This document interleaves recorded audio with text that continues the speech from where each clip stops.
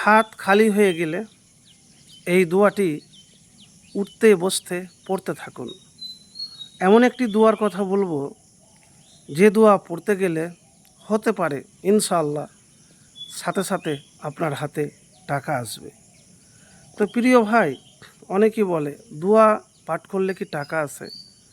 দেখেন, আমরা দুনিয়াতে বেঁচে আছি, আল্লাহর হাজার হাজার শুকরিয়া। বেঁচে থাকাটাই কত আশ্চর্যজনক।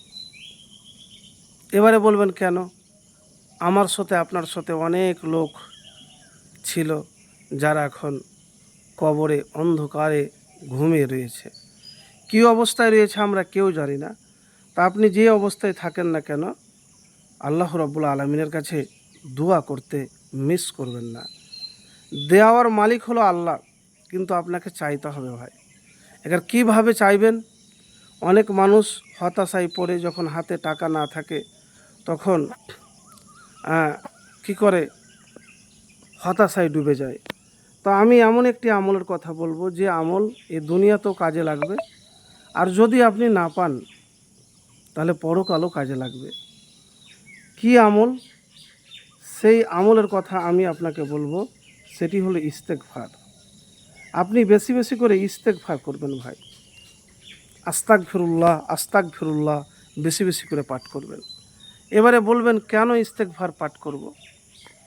ইস্তেগফার পাঠ করতে গেলে আল্লাহ খুব খুশি হয়।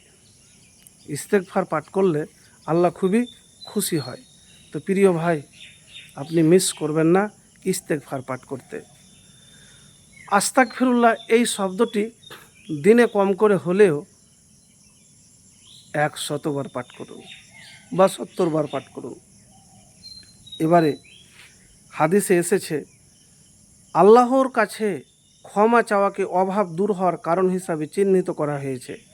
মহানবী সাল্লাল্লাহু আলাইহি সাল্লাম বলেন, যে ব্যক্তি নিয়মিত ইস্তেগফার করবে আল্লাহ তাআলা তাকে যাবতীয় বিপদ আপদ ও দুশ্চিন্তা থেকে মুক্তি দিবেন, তাকে অকল্পনীয় স্থান থেকে রিজিক দান করবেন।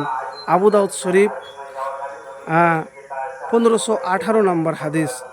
তো নবীজি সাল্লাল্লাহু আলাইহি সাল্লাম বেশি বেশি ইস্তেগফার পাঠ করতেন, সেটার আমল করা যেতে পারে। এছাড়া ইস্তেগফারের বিভিন্ন আমল আছে যেগুলো করা যেতে পারে, যেমন সাইয়্যিদুল ইস্তেগফার সকাল সন্ধ্যায় পাঠ করা, আস্তাগফিরুল্লাহ 70 বার বা 100 বার পাঠ করা। আল্লাহ যা দিয়েছে, যতটুকু দিয়েছে নিয়ামতের শুকরিয়া আদায় করবেন, আলহামদুলিল্লাহ পাঠ করবেন। বান্দা যখন নিয়ামতের শুকরিয়া আদায় করে তখন আল্লাহ তাআলা তার প্রতি খুশি হন, বিপদ আপদ অভাব অনটন দূর করার পাশাপাশি নিয়ামত বৃদ্ধি করে দেন। আল্লাহ তাআলা বলেন, যদি তোমরা শুকরিয়া আদায় করো তবে আমি অবশ্যই তোমাদেরকে বাড়িয়ে দেব, আর যদি তোমরা অকৃতজ্ঞ হও নিশ্চয় আমার আযাব বড় কঠিন। সূরা ইব্রাহিম 7 নম্বর আয়াত।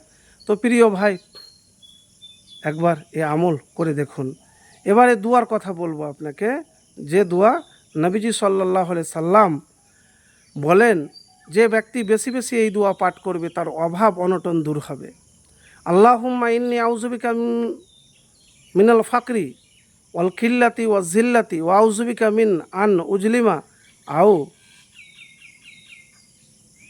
উজলিমা। তো প্রিয় ভাই, এই দোয়া বুখারী শরীফের হাদিস 1544 নম্বরে। তো আমি এতটুকুন আপনাকে বলবো, জীবন থেকে অভাব অনটন দূর করার জন্য এই দোয়া আর এই আমল বেশি বেশি করে করুন। দেখবেন হাতে আপনার এমনভাবে টাকা আসবে যা আপনি কল্পনাও করতে পারবেন না।